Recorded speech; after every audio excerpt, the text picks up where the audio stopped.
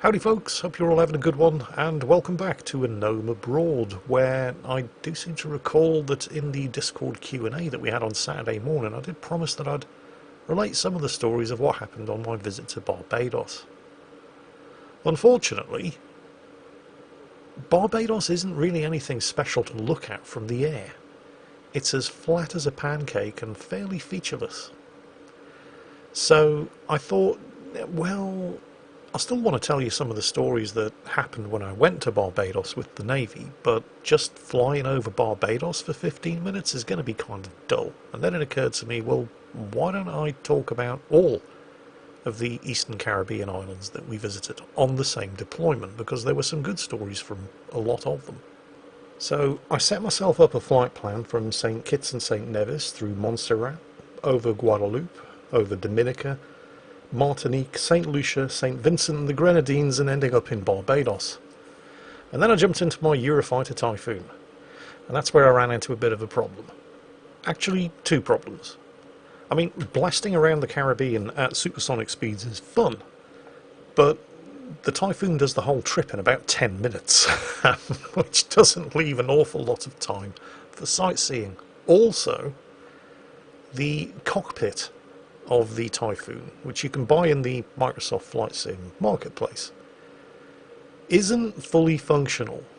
So a lot of the autopilot functions, particularly the course functions, don't really seem to work. And that's not too much of an issue in the northern half of the journey, where you get high enough and you can basically navigate visually.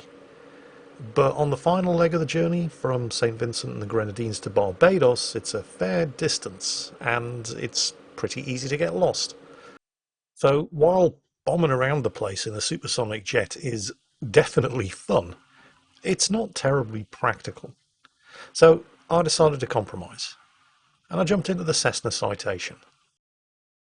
I will be taking off today from the island of St Kitts and Nevis. Actually, that's not true.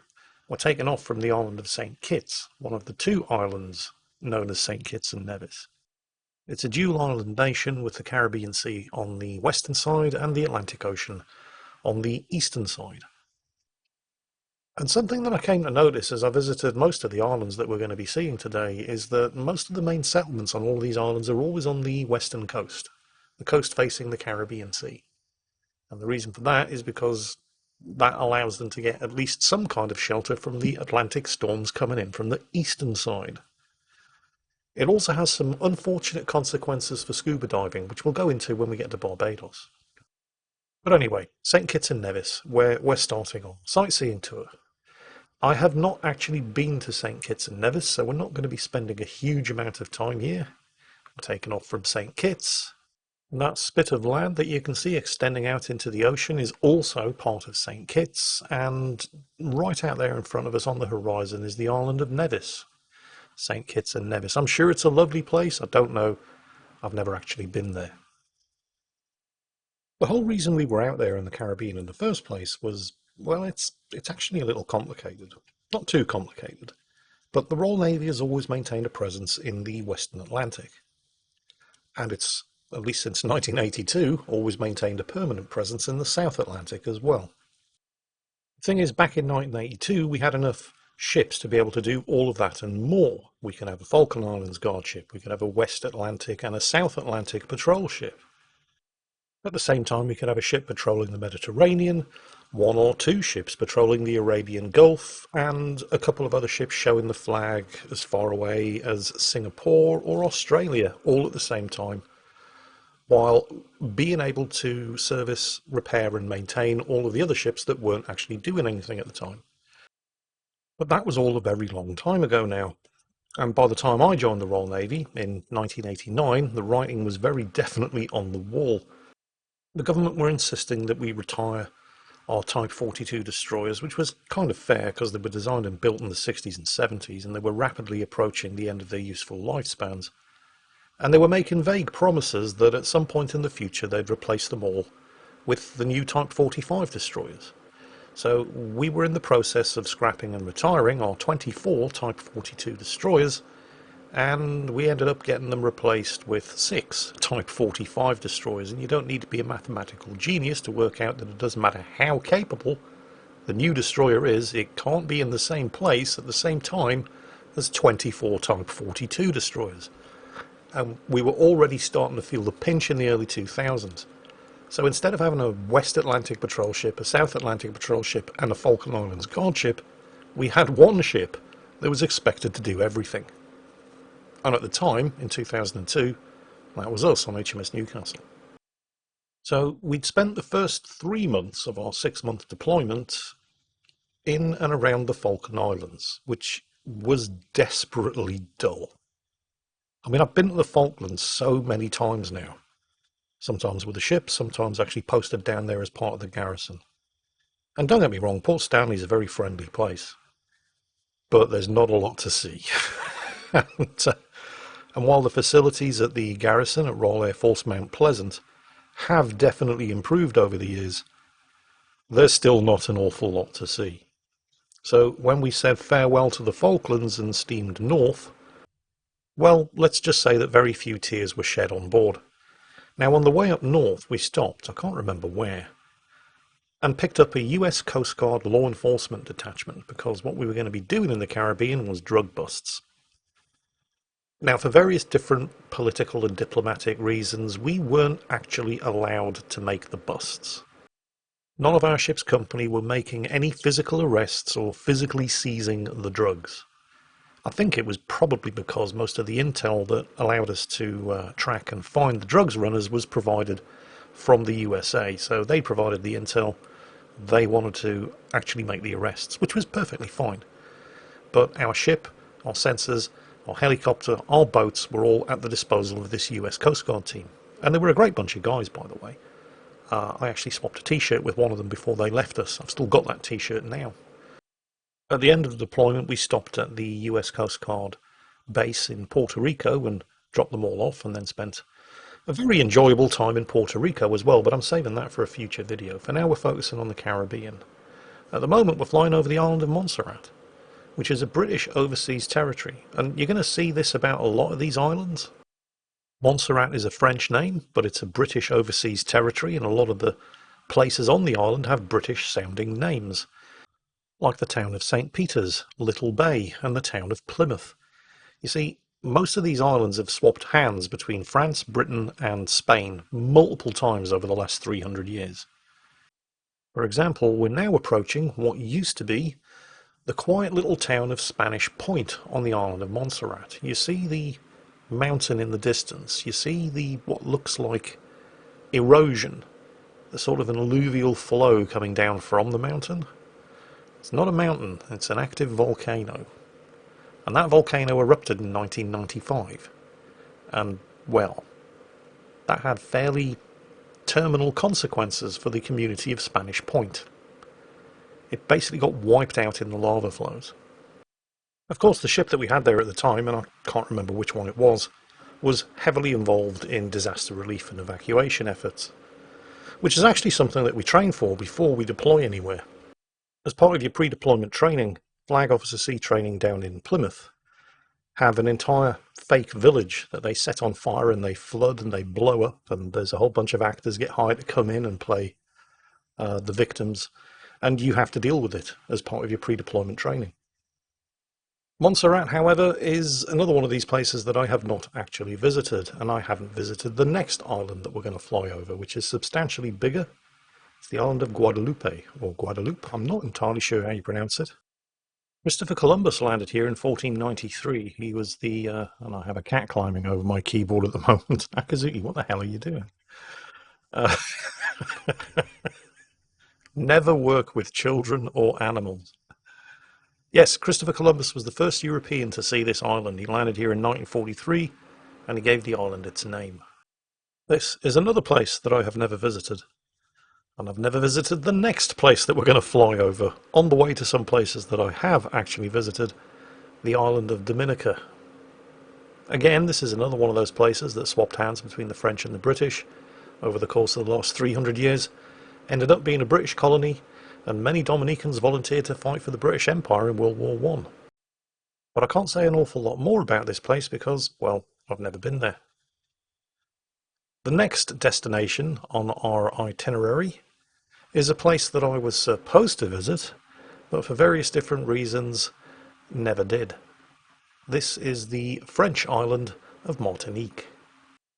By all accounts, Martinique is absolutely beautiful, and I have no reason to disbelieve that. It certainly looks impressive from the air. It's also the home of Napoleon Bonaparte's first wife, Josephine. But the reason why we were supposed to visit Martinique and then never did was because on the way to Martinique, we received intelligence of a fairly substantial drugs haul that needed to be intercepted. The DEA had been tracking a 60-foot yacht from Cartagena in Colombia, where it had taken on board, well, estimates vary, but as much as $70 million worth of cocaine. And they lost it right up until it got picked up again when it was approaching the island of Martinique. We gave chase and just managed to intercept, board, and detain the old couple who owned this 60-foot yacht. More on them in a moment. But the drugs bust was executed just a couple of miles outside of Martinique's territorial waters, and this really pissed off the French. Not entirely sure why to this day. I think they thought their sovereignty was being threatened or something. Plus, well, you know, they're French, we're British. So we received news shortly after the drugs bust that our planned visit to Martinique had been cancelled. The French authorities, well, we were no longer welcome. So while we were cooling our heels, waiting to get rid of all of the drugs and the 2 prisoners that we'd taken, and enjoyed a brief photo opportunity with more cocaine than I have ever seen in my life. Actually, I do have that picture. It's not particularly great quality, but people were asking for photographs of me when I was in the Navy, and I can show you this. There you go. That's what $70 million of cocaine looks like. Doesn't look like much, does it? And for those of you who are desperate to know, that's me there in the overalls and baseball cap. I was 32 years old at the time. Wow, that seems like forever ago. I'm 51 now. Anyway, there was a bit of an incident when the US Coast Guard Law Enforcement Detachment went on board this 60-foot yacht from Cartagena in order to actually seize the drugs. One of the guys who was armed with a shotgun tripped and fell as he climbed over the gunnels, and the shotgun discharged and blew a hole in the side of the yacht.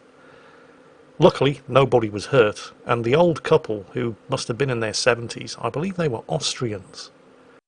They were the most unlikely looking pair of drug smugglers you've ever seen in your life, and I couldn't help but feel more than a little sorry for them. I mean, they didn't put up any resistance whatsoever. I mean, what were they going to do? And the circumstances that led to them taking a 60-foot yacht from Cartagena and sailing it to Montserrat with $70 million worth of cocaine on board, I can't even begin to imagine. I'm sure things didn't end well for them, but I never found out what happened to them after we handed them over to the authorities.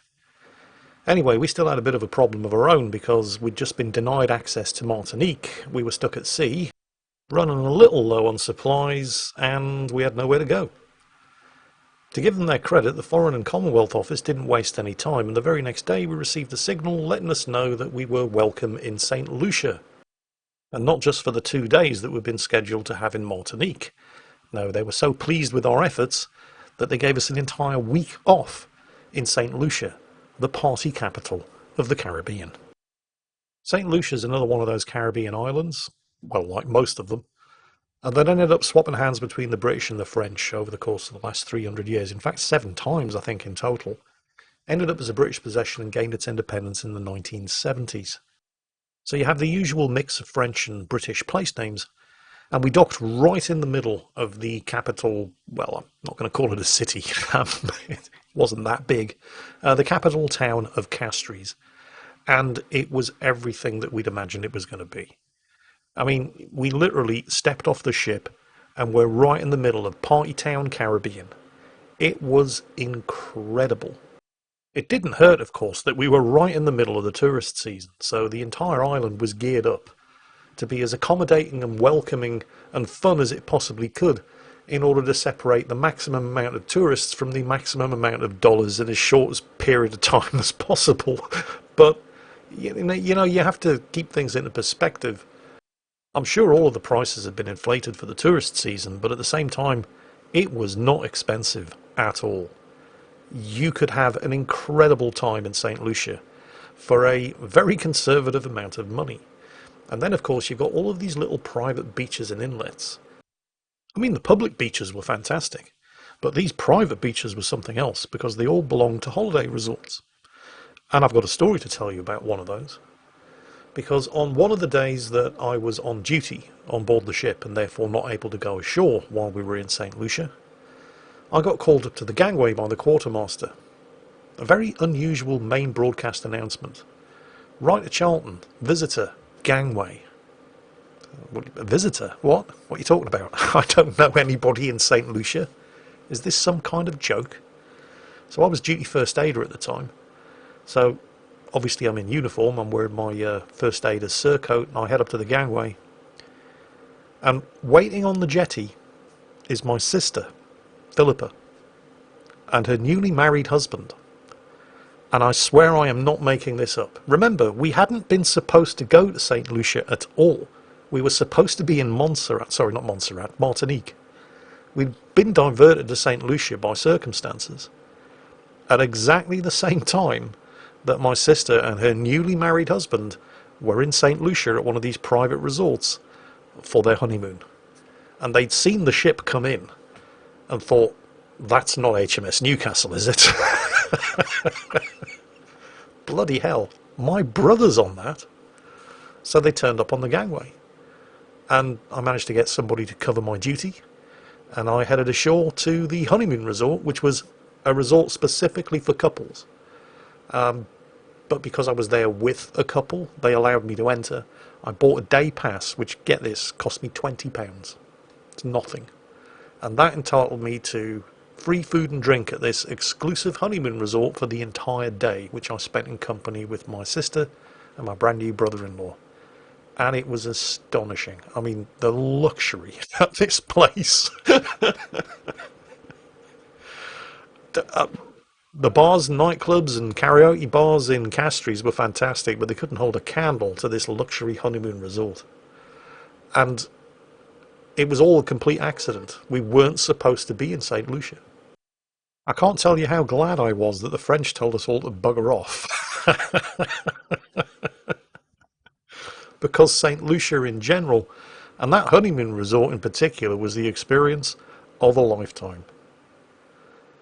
Well, anyway, our next port of call is going to be somewhere altogether more quiet, but an extremely welcome port of call for a significant number of our ship's company, because the Caribbean island of St Vincent was where they were from and where they called home.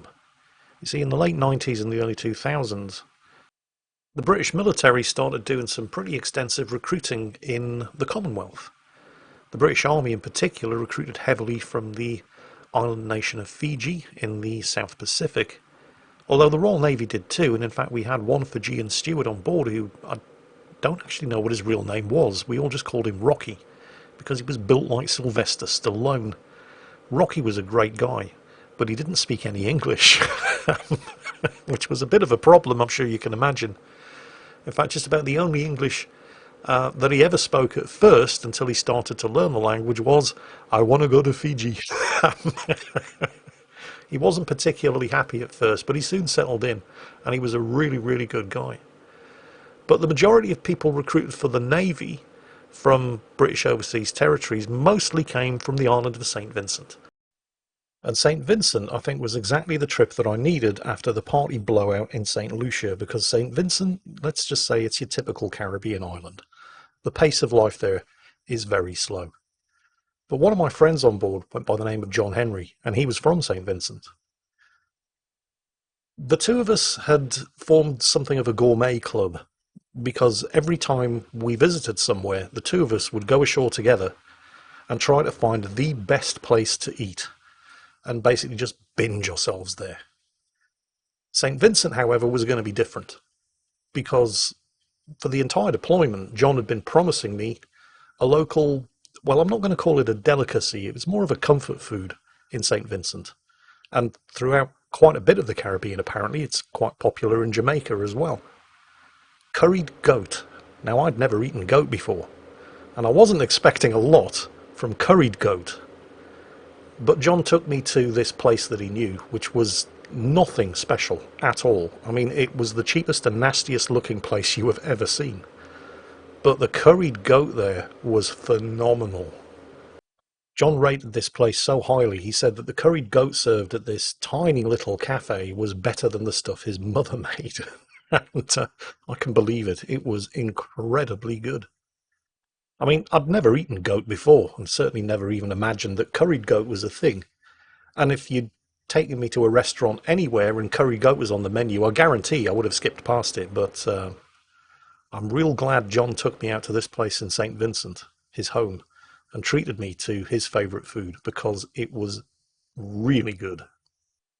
Well, anyway, we're approaching the last port of call in this video, although it was the first port of call in our Caribbean trip, the independent British Commonwealth nation of Barbados.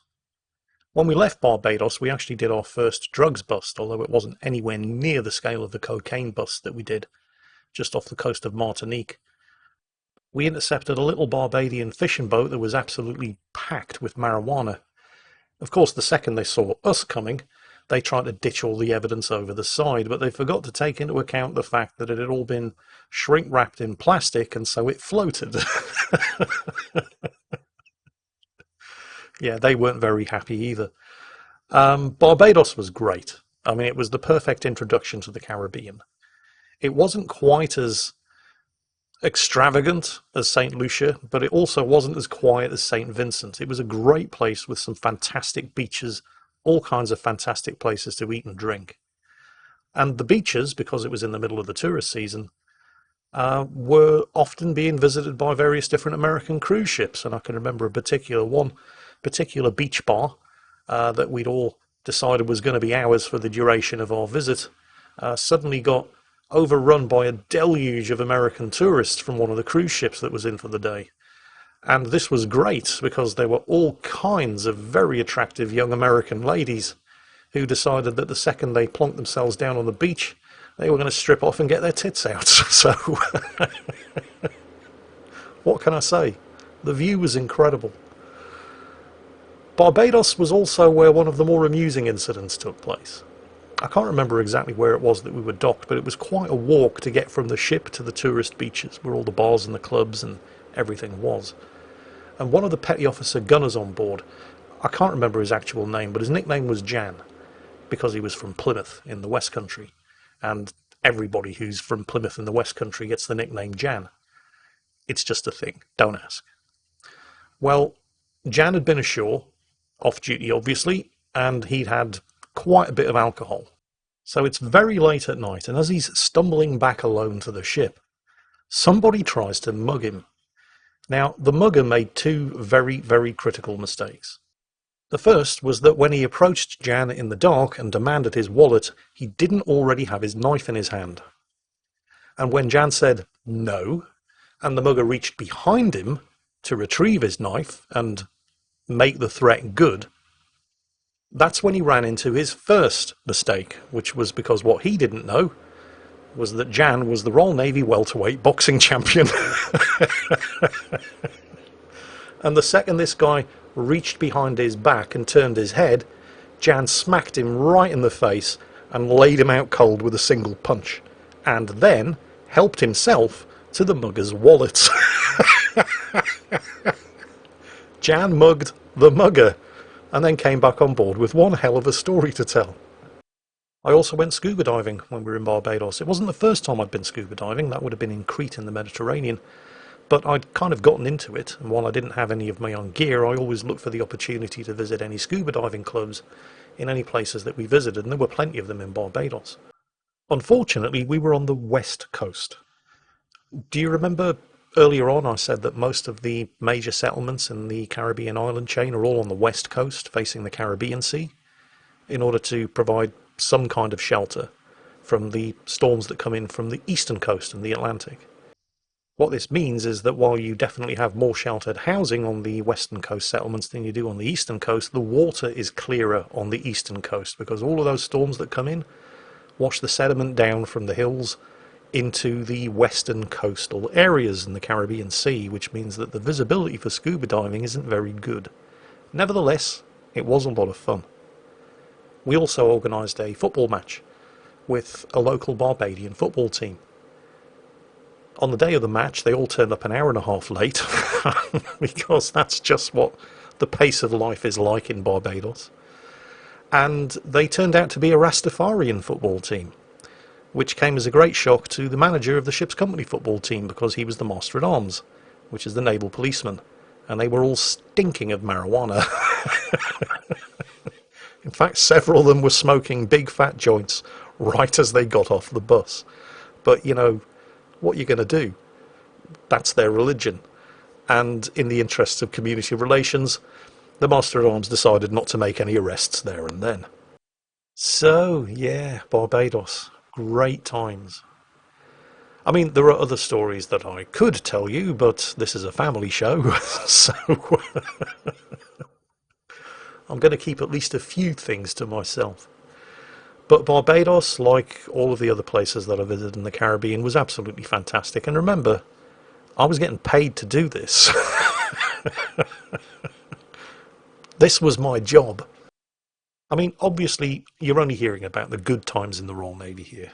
There were plenty of bad times as well. Plenty of completely pointless times, like the tradition of getting down on your hands and knees every night in order to scrub 3 coats of polish off the deck, just so that once you get down to the bare deck, you can put another fresh 3 coats of polish down on top of the 3 coats that you've just scrubbed off. Why? Don't know. That's just what you do. But you're not here to hear about stories like that. And I hope you've enjoyed hearing my stories of my visits to the Caribbean. This isn't all of the places that I visited on this particular deployment. We still have Puerto Rico to go, but I'm going to save that for a future video. In the meantime, I hope you've enjoyed this one. And as always, take care, stay safe, and I'll catch you next time.